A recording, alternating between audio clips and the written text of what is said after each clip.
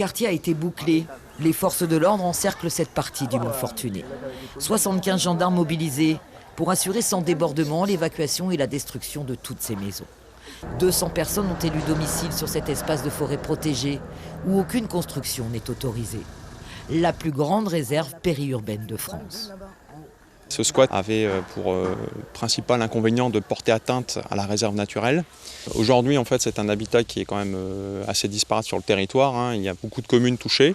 D'ailleurs, sur le plan en fait, lié à la résorption de ce type d'habitat, Monsieur le préfet de Guyane en fait, insiste bien sur le rythme d'une opération mensuelle pour faire en sorte que le phénomène si vous voulez, soit le mieux géré possible. Ça permet aussi de faire passer des messages à l'extérieur pour bien montrer qu'en fait, la situation n'est pas une situation de non-droit et que le droit s'applique.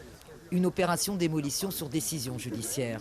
Les habitants avaient été recensés et prévenus de leur expulsion. Les tout premiers squatteurs du Mont Fortuné sont arrivés il y a environ 3 ans. Malgré l'alerte des services de l'ONF, de la mairie et des riverains, il aura fallu attendre des mois avant de voir ces démolitions. Personnellement, j'ai interpellé ministre, président de la République, préfet, donc les 2 préfets, M. Faure et aujourd'hui le nouveau préfet. Et c'est un soulagement pour moi véritablement de voir que nous sommes arrivés à un aboutissement.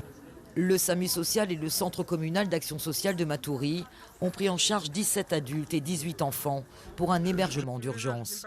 La plupart des familles installées sur le Mont Fortuné sont d'origine haïtienne et en situation irrégulière en Guyane.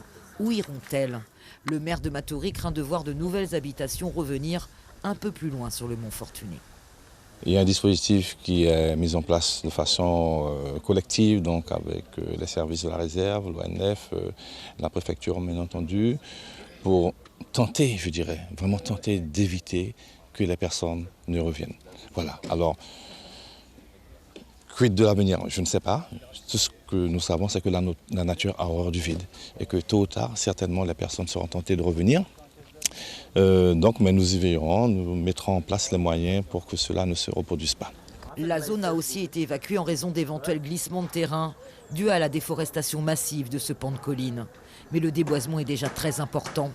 Les dégâts sur l'environnement sont ici visibles et peut-être déjà irréversibles. Suivez l'info sur Guyana Première, télé, radio et internet.